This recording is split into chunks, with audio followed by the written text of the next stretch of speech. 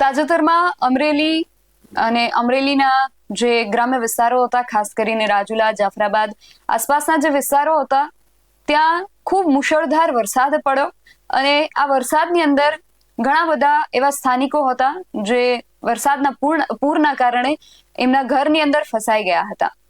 આ લોકોને બચાવવા માટે ત્યાંના જે સ્થાનિક ધારાસભ્ય છે હીરાભાઈ સોલંકી, એમણે પણ ખૂબ સારી કામગીરી કરી હતી. પૂરના જે પાણી હતા એમાં હીરા સોલંકી પોતે જ ઉતરી ગયા હતા અને લોકોને એમના ઘરમાંથી બહાર કાઢી રહ્યા હતા. અને જે રેસ્ક્યુની કામગીરી ચાલી રહી હતી એમાં પોલીસ અને એનડીઆરએફની જે ટીમો હતી, ફાયરની વિભાગની જે ટીમો હતી, એને હીરા સોલંકી મદદ કરી રહ્યા હતા. હીરા સોલંકી જે છે એ આ વિસ્તારની અંદર ખૂબ સારું એવું નામ ધરાવે છે કે અહીંયાના જે સ્થાનિક લોકો છે એમને અવારનવાર આ પ્રકારે હીરા સોલંકી મદદરૂપ થતા હોય છે. પરંતુ હવે હીરા સોલંકી ઉપર આ પ્રકારે આક્ષેપ કેમ થઈ રહ્યા છે કે શું હીરા સોલંકીએ કોઈ દિવ્યાંગ ખેડૂતની જમીન પચાવી પાડી છે? આ આક્ષેપો એટલા માટે ઉઠી રહ્યા છે કારણ કે એક કથિત ઓડિયો વાયરલ થયો છે અને કહેવાય રહ્યું છે કે આ ઓડિયોની અંદર જે 3 થી 4 લોકો અંદાજે વાત કરી રહ્યા છે એમાં એક અવાજ જે છે એ રાજુલાના ધારાસભ્ય હીરાભાઈ સોલંકીનો છે. અને આ કથિત ઓડિયોની અંદર એવો દાવો કરવામાં આવી રહ્યો છે કે હીરા સોલંકી જે છે એમણે એક દિવ્યાંગ ખેડૂતની જમીન ઉપર કબજો કર્યો છે, કે આ જમીનને પચાવી પાડવા માટે પ્રયાસ કર્યો છે. આખો વિડીયો ઓડિયો વાયરલ થયો છે, શું છે એની હકીકત શું છે તેના વિશે વિગતે વાત કરીએ આ અહેવાલમાં. જય હિન્દ, BSI ન્યૂઝ પર આપની સાથે હું છું નિધિ ગઢવી.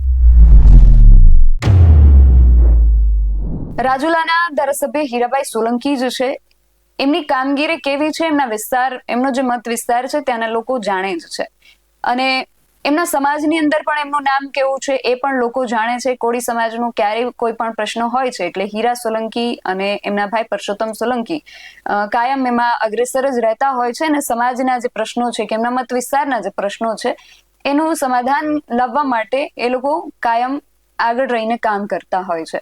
પરંતુ અત્યારે જે રીતે મેં અગાઉ વાત કરી કે કથિત ઓડિયો વાયરલ થયો છે અને આ જે ઓડિયો છે એની અંદર 3 થી 4 લોકો વારાફરતી વાત કરતા સાંભળવા મળી રહ્યા છે. એમાં એવો અંદાજ સેવવામાં આવી રહ્યો છે કે એક વ્યક્તિ જે છે એ કદાચ હીરા સોલંકી છે અને સામે વાળી જે વ્યક્તિ છે એ એક ખેડૂત છે જે દિવ્યાંગ છે. કહેવાય રહ્યું છે કે આ અંધ ખેડૂત છે અને એમની જમીન ઉપર હીરા સોલંકીએ ગેરકાયદેસર કબજો કર્યો છે કે જમીનને પચાવી પાડવાનો પ્રયાસ કર્યો છે. જ્યારે સામે પક્ષે હીરા સોલંકી જેવો જે અવાજ ધરાવતા જે વ્યક્તિ છે એવું કહી રહ્યા છે કે આ જે જમીન છે મેં ખરીદી લીધી છે. સૌથી પહેલા તો આ વાયરલ ઓડિયોને લઈને અમારી પાસે જે વિગતો આવી છે તેના વિશે તમને થોડી વાત કરું તો એવું કહેવાય રહ્યું છે કે રાજુલાનો જે ધારાના નેસ વિસ્તાર છે એની આસપાસની જમીનની કદાચ આની અંદર વાત થઈ રહી છે. જમીનના જે માલિક છે એ ભીખુભાઈ હમીરભાઈ દાખલા હોવાનું કહેવાય રહ્યું છે અને આ જે વિસ્તાર છે ત્યાં Indo Asia copper private limited નામની જે કંપની છે એ લાઈન ઊભી કરવા, એની આ કંપનીની જે લાઈન કંઈક છે એને આ જે જમીન છે ત્યાંથી ઊભી કરવાની વાત છે.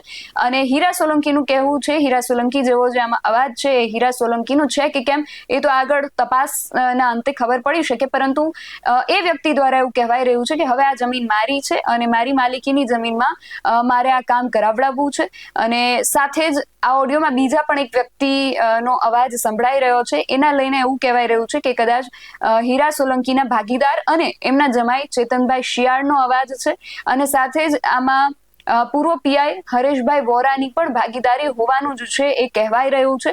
અત્યારે માત્ર આ બધા નામો સામે આવ્યા છે અને લઈને હજુ સુધી કોઈ પણ પ્રકારની પુષ્ટિ થઈ નથી, પરંતુ આ 4 જેટલા નામો જે છે અત્યારે સામે આવી રહ્યા છે. અને આ ઓડિયોમાં સૌથી પહેલા તો શું વાતચીત થઈ રહી છે એ સાંભળીએ, પછી આગળ વાત કરીએ. હેલો ભાઈ, કામ ચાલુ છે કે બંધ છે? કામ તો બંધ છે અત્યારે. કેમ કામ? આપડે બધા ભાઈઓ બેઠા એ કે હમણાં ચાલુ ન કરતા. કોણે કીધું તમને ચાલુ? કોણ બેઠે કોણ કઈ છે ચાલુ નહીં કરતા? ભાઈઓ બેઠા હતા આપડે જમીન વાળા. ના પોલીસ લઈ ગયા, આપણે કામ ચાલુ કરી દો ભાઈ. હો, કામ ચાલુ કરી દો ભાઈ, કરી દો કામ ચાલુ કરી દો. ચાલુ કરી દે. હા કરી દો ચાલુ. હા ચાલુ નહીં થાય, ચાલુ કરવા ના પડે હો. પણ આપણે આપણી જમીનમાં છે ને, આપણે ગુનો જો અત્યારે 2 ઉપર ગુનો દાખલ કરી દઈએ છીએ, આપણે એ કરી નાખીએ છીએ. આપણે ચાલુ કરી દો, હું મોકલાવું છું બધાને. ના પડે આડા ઉધર. હેલો હાલો. હા આયા આડા ઉધર શું કરવું? અરે કોણ આડો ઉભું છે ઈ? જમીન વાળો છે. એ માલિક છે, જમીન માલિક છે. હા હા. એનું નામ શું છે?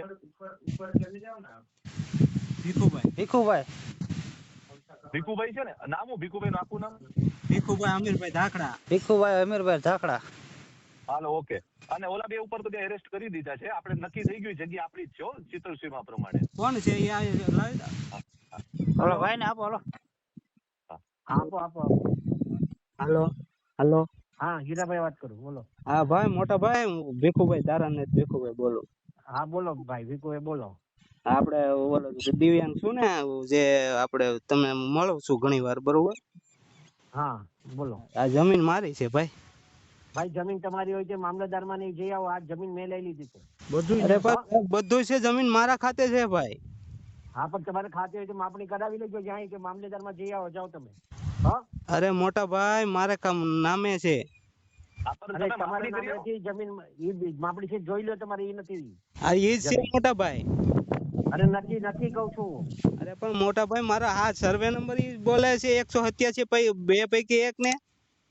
નથી ભાઈ. તમે ભૂલ વેરીફાઈ કરી નાખી. તમારી ભૂલ થઈ છે ને સર્વેમાં. આપણે વેરીફાઈ કરાવી દીધી મામલતદારમાં. ના બાપા, તમે ત્યાં મામલતદારમાં જો માપણી કરાવી લો. તમારી જ્યાં જમીન હોય ત્યાંથી. આ જમીન આપણે છે, આપણી લીધેલી છે ને, મેં લીધેલી જમીન છે આ. ભાઈ તમારી જમીન નથી મોટા ભાઈ, મારી જમીન છે. હું દિવ્યાંગ માણસ છું ને મારી જમીન છે. હું અહીંયા અરે ભાઈ, દિવ્યાંગ હોય કોઈ હોય ઈ ચિંતા નથી ભાઈ. તો તમારી જ્યાં હોય ત્યાંથી લ્યો. આ જમીન હમણાં લઈ લીધી, માપણી પ્રમાણે લીધી છે અને કાયદેસર દસ્તાવેજ કરીને લીધેલી છે. અરે ભાઈ, દસ્તાવેજ તો કોની પાસેથી કર્યો? મામલતદારમાં કરાયો કે લઈ લ્યો, મામલતદારમાંથી દસ્તાવેજ મંગાવી લ્યો ભાઈ. હા પણ મારી પાસે હું મારે પોતાનું છે ને, હું મારા નામે છે ને, હું કરું છું ને ભાઈ. એટલે જ છું. ના એવું નથી. અહીંયા ગમે મોટા ભાઈ હીરાભાઈ છે ભાઈ, હું મારા નામે છે એટલે અહીંયા હૂતો છું, અહીંયા બેઠો છું. નહીં ભલે બેઠા હોય, પછી ખાલી કેસ બી થાય તમારા પર બી થાય તો એ તકલીફ પડી ભાઈ તમને. એવું તકલીફ થાય પણ તમે આવું કરો. તમે માવતર કહેવાય. તમે માવતર સમજાવીને વાત કરું છું. તમે માવતર કહેવાય. તમારે આવું પબ્લિક ઉપર આવું કરાય ભાઈ? હાલો મામા, રહેવા દો ભાઈ, ખોટી વાતો કરે. હા જા ચલો રાખો. હાલો ગુનો દાખલ કરી જાઓ. હાલમાં જમીન માલિક જે ખોડુભાઈ છે એમના પોલીસ સ્ટેશન 4 વાગ્યાના પોલીસ લઈ ગયા છે જાફરાબાદ ટાઉનમાં. અત્યારે આપણા જે ભાઈઓ છે જે એમને પ્રેશર કરાવી અને ફરિયાદની અંદર ચેતન શિયાળ અને હીરાલાલનું નામ ન આવે એ માટે પ્રેશર કરાવે છે અને હજી સુધી એમને પોલીસ સ્ટેશનેથી છોડતા નથી. નિવેદનમાં નામ ન લખવા માટે પ્રેશર કરાવે છે. તો આ જે ઓડિયો છે એ વાયરલ ઓડિયો છે. આને લઈને હજુ સુધી કોઈ પણ પ્રકારની પુષ્ટિ થઈ નથી કે કોઈ પણ પ્રકારની પ્રતિક્રિયા હજુ સુધી સામે નથી આવી નથી. આની સામે કોઈ કાયદેસરની કાર્યવાહી કરવામાં આવી હોય એવી પણ કોઈ વિગતો સામે હજી સુધી નથી આવી.